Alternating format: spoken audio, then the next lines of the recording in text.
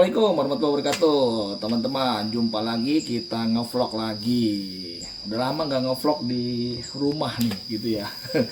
Kita kemarin habis road trip dari Depok Jogja, Jogja ke Depok gitu ya. 5 hari perjalanan, kita ikut liburan teman-teman, liburan lebaran ya gitu ya. Saya nggak tahu nih, mungkin teman-teman masih ada yang di kampung. Hati-hati nanti saat pulang kampung, saat balik lagi ke rumah di Jakarta. Karena waktu arus balik kemarin teman-teman ya, itu kan one way ya. Jadi one way kontraflow yang arah Jakarta, arah ke Jawa itu kan ditutup, jadi kita semua satu arah. Nah itu ya saling kebut-kebutan gitu karena apa? Karena one way kan gitu. Dan banyak rest area yang sebelah kanan juga banyak yang ditutup juga ternyata gitu. Kita pikir sebelah kiri aja, tapi ternyata sebelah kanan juga banyak juga yang tutup. Jadi tetap waspada teman-teman untuk yang masih dalam perjalanan kembali ke rumah ke Jabodetabek gitu ya. Oke guys, selama saya liburan kita bikin konten juga. Di sana banyak yang ngomong, Om Den, kenapa kok bawa mobilnya yang Omoda E5? Kenapa nggak nyoba yang Neta? Dulu kan pertama kali sering tuh bikin konten tentang Neta V kan. Kenapa nggak pakai yang itu gitu ya? Satu karena range-nya baterai Neta V kan memang cuma 400 berapa ya? 405 ya kalau nggak salah kan gitu untuk full baterainya. Sedangkan kenapa kita bawa Omoda E5? Omoda E5 itu bisa sampai 505 gitu kan, atau 430 kalau WLTP-nya gitu. Nah sementara BYD kita nggak pakai juga kemarin karena udah sering kita bikin konten pakai BYD. Kita nostalgia nih, pengen cobain lagi jarak jauh pakai Omoda E5. Ternyata masih asik teman-teman. Oke. Nah selain itu, kenapa tadi balik lagi ya, kenapa kok nggak pakai Neta V? Karena ya salah satunya teman-teman, salah satunya itu memang ada apa bisa dibilang tuh terngiang-ngiang ya teman-teman. Mungkin pengikut otomotif atau pemerhati otomotif pasti tahu kan, Neta V ini mobil listrik yang sempat kemarin waktu Asian NCAP, waktu test crash itu dapat 0 star gitu ya. Jadi agak sedih juga dengarnya gitu ya, walaupun saya agak bingung gitu kenapa kok bisa dapat 0 star gitu ya. Tapi ya itulah kenyataannya, itu kan ASEAN NCAP ya gitu. Tapi dari situ nggak tahu kenapa jadi seolah-olah saya terngiang-ngiang ya, cari karena mau perjalanan jauh ya saya cari mobil yang agak sedikit safety gitu ya. Agak sedikit safety, walaupun BYD M6 kita belum tahu hasil crash testnya. Tapi kalau yang ICA-nya kan ada ya hasil crash-nya, tapi kan kayaknya nggak bakal jauh beda dengan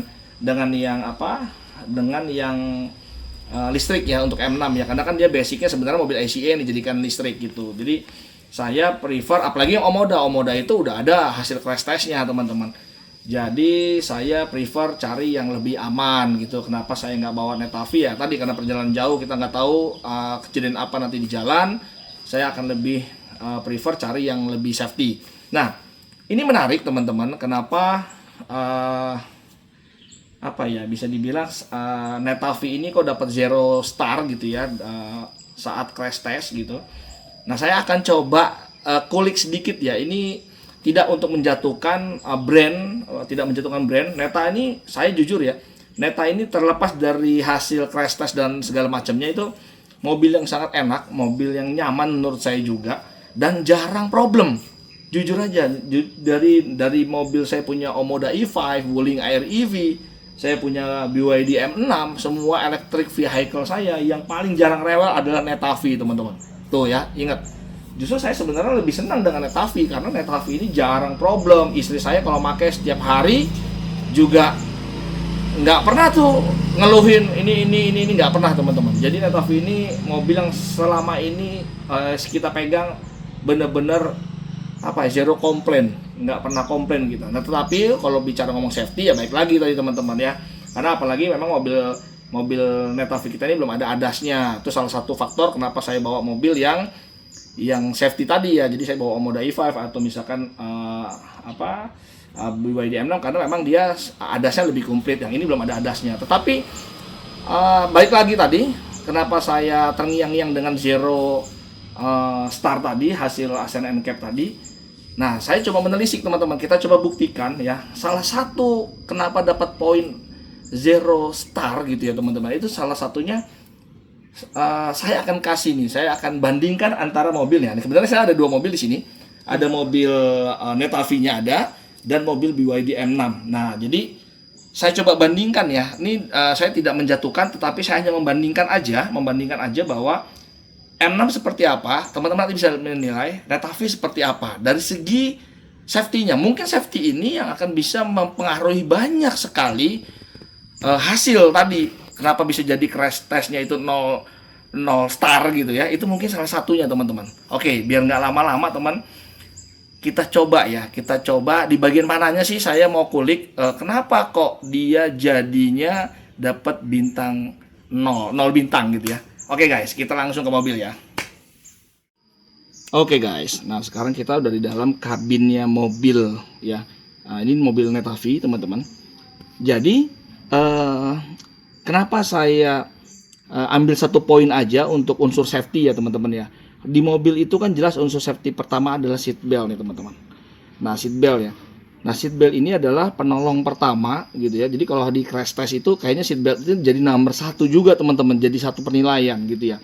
Nah item ini gitu ya. Kalau saya bandingkan gitu ya.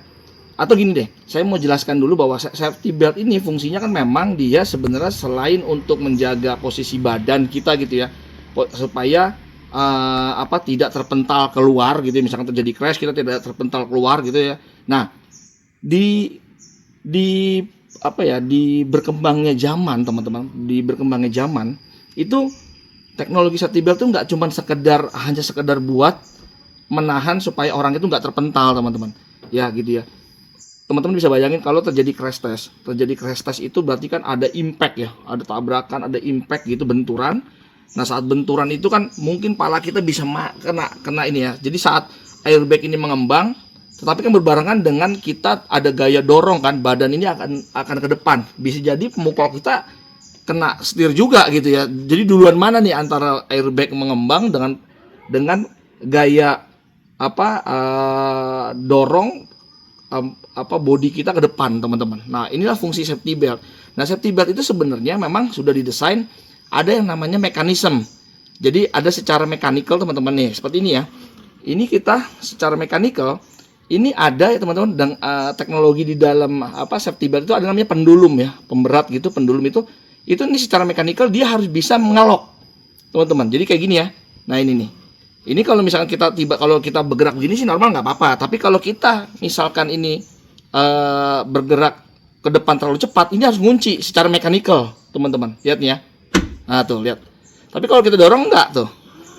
Kita dorong enggak. Tapi kalau kita dorongnya cepat, tuh lihat ngunci dia nih, nahan badan kita. Tuh teman-teman ya. Ya sekali lagi ya, kalau kita pelan bergerak-gerak sih normal kita. Tapi kalau suatu saat kita dapat impact di depan itu gaya dorong ke depan sangat cepat, ini secara mekanikal dia udah membantu teman-teman. Lihat ya. Nah lihat tuh, membantu tuh. Ini udah nggak bisa lagi tuh lari. Dia menahan badan kita gitu ya. Jadi memang teorinya gitu ya. Safety belt ini itu secara mechanical lock harus sudah ada juga. Jadi mechanical-nya ada dan yang terpenting teman-teman. Nah karena ini mechanical kan kadang-kadang kita nggak tahu apakah itu bekerja baik atau tidak karena mechanical gitu ya, secara manual mechanical. Nah tetapi teknologi sekarang itu safety belt itu banyak disemati dengan teknologi yang namanya safety belt pretension teman-teman. Jadi ada safety belt itu dengan fungsi pretensionnya. Pretension itu bagaimana maksudnya? Jadi pretension itu teman-teman, kalau tadi kita lagi pakai safety belt ya seperti ini, terus tiba-tiba nih terjadi crash, terjadi impact gitu teman-teman. Ini bahkan kalau mekanikalnya gagal, ya kadang kalau kita gini ya, tuh, padahal sudah cepat 1, 2, 3, tuh, tapi dia nggak ngelok. Kita nggak tahu kapan, bisa jadi saat pas kita kebenaran kita cepet banget ngelok, ngelok nih, nah lihat, wah ngelok dia teman-teman. Tapi kalau begini tuh nggak ngelok dia, nggak ngelok dia, gitu kan? Nah jadi kemungkinan gagalnya tinggi kalau dengan mechanical ini teman-teman. Nah ada teknologi tadi yang namanya pretension. Nah pretension itu dia saat terjadi impact, ada impact berbarengan dengan airbag itu nyala teman-teman. dan dia ini menarik, pretension itu menarik teman-teman. Jadi ini tuh menarik. Jadi si apa namanya safety belt ini justru malah ditarik ke belakang. Jadi ditarik ke belakang. Nah kayak gini tuh, ditarik ke belakang teman-teman. Jadi kita malah nggak bisa lepas karena ini ditarik. Itu disebutnya dengan pretension. Nah, kenapa saya bandingkan gitu ya kita coba bandingkan antara Netafee dengan BYD M6 gitu ya. Kebetulan saya punya dua mobil ini gitu ya. Kita coba bandingkan apakah ada teknologi pretensionnya. Nah kalau sampai nggak ada, mungkin itulah salah satunya yang menyebabkan dia dapat 0 star teman-teman. Karena pretension itu sekarang ini harus, tanda kutip ya, harusnya sih wajib ya mobil-mobil zaman sekarang gitu ya.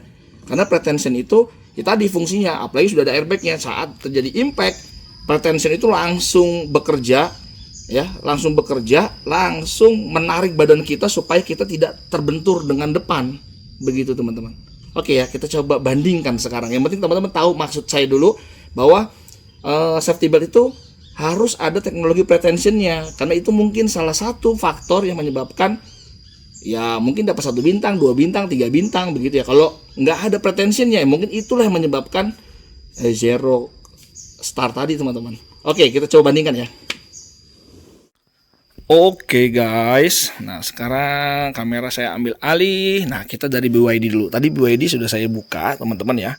Lihat ya, ini demi teman-teman saya coba buka. Ya udah saya buka. Ya ada sebenarnya yang di kabin sini sih. Nah nih ya, tuh lihat BYD itu dalamnya juga ada busa cover gini peredam ya, bagus juga. Oke. Bismillah. Nah, ini ya udah saya copot barusan teman-teman. Jadi ini sebenarnya kan dia ke bawah sini ya. Nah ini sebenarnya bawah ke sini. Ini saya taruh sini dulu aja talinya. Nah lihat teman-teman, ini adalah mesin safety belt yang ternyata untuk BYD M6 ini sudah ada teknologi pretensionnya teman-teman. Lihat ya, di sini ada teknologi pretension ya. Ini mesinnya seperti ini teman-teman ya. Ini kalau teman-teman tahu mesin safety belt itu seperti ini ya. Tuh ya, seperti ini. Dan ini nih, nah ini ya, yang bulatan ini adalah pelontar nih teman-teman. Jadi ini ada kabel yang kelihatan kalau dia teknologinya ada pretensinya, ada kabel di sini teman-teman. Ya, kabel dari body harness, kabel-kabel body harness ini ada satu kabel yang menuju ke soket sini ya. Nah ini soket ini yang fungsinya nanti jika terjadi crash ya, jika terjadi impact gitu teman-teman, ini tuh akan meledak. Jadi ini tuh akan meledak, dia ini explosion teman-teman, dia akan meledak yang sehingga akan mendorong ya, terjadi ledakan di sini, dan dia akan mendorong secara mekanikal. Mungkin di dalam sini saya nggak tahu apakah ada as, ada pelor, ada macam-macam. Teman-teman bisa coba browsing aja tentang pretension safety belt ya. Safety belt yang pretension ini banyak kok, ini banyak yang menjelaskan tentang apa mekanikal di dalam sininya ya. Jadi saat dia terjadi impact gitu ya, dia akan otomatis dapat signal, langsung dia hidupin teman-teman. Dia hidupkan pelontar ini dan dia akan meledak. Nah ledakannya ini akan mendorong secara mekanikal untuk menarik ini. Nah gitu teman-teman. Jadi ini justru ini ditarik.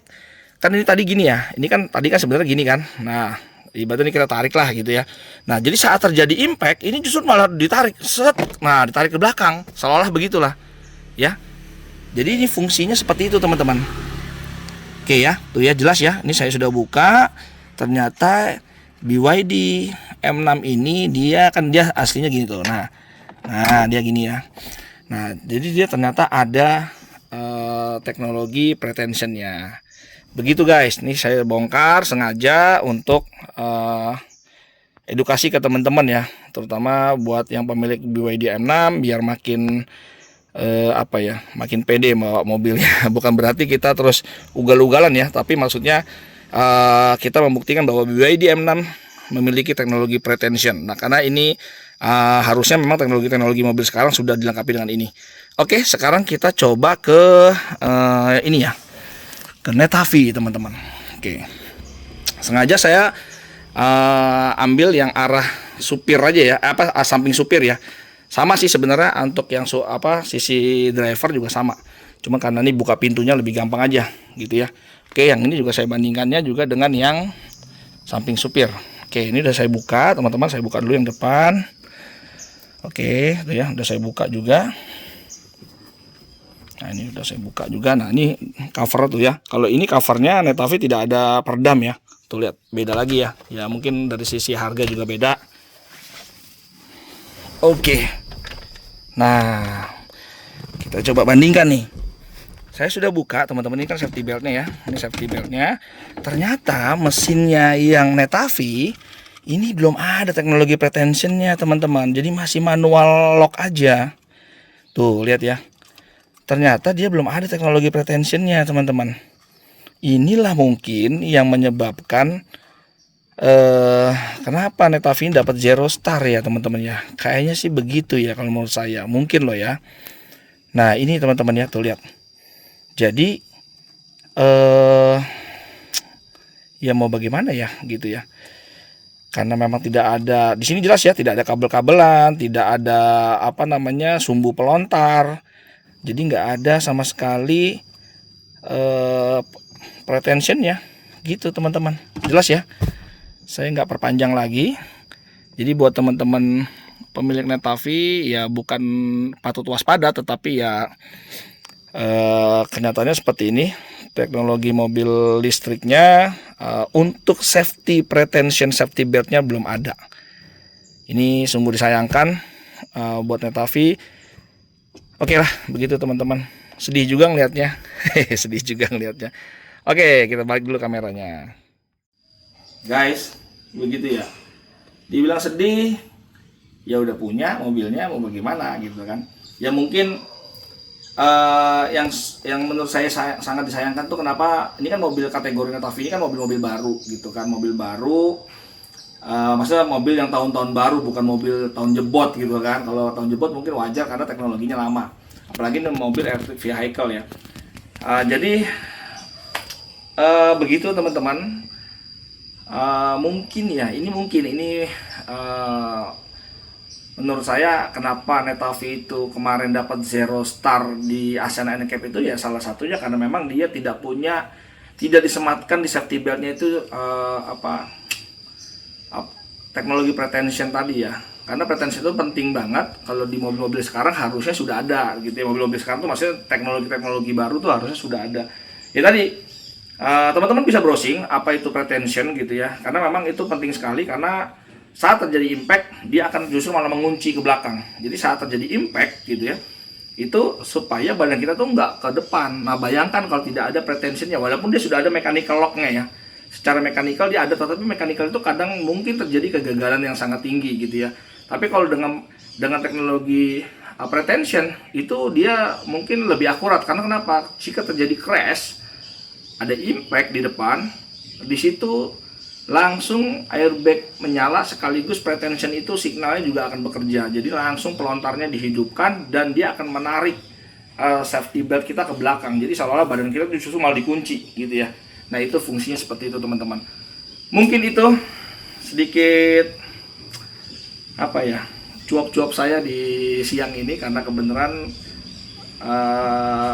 besok kan sudah mulai aktivitas kerja lagi kan. Jadi hari ini kita beberes-beres dulu, habis nyuci-nyuci mobil tadi yang Om Moda udah kita cuci, semuanya udah kita cuci.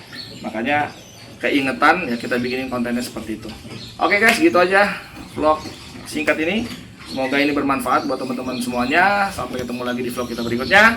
Assalamualaikum warahmatullahi wabarakatuh. Bye bye.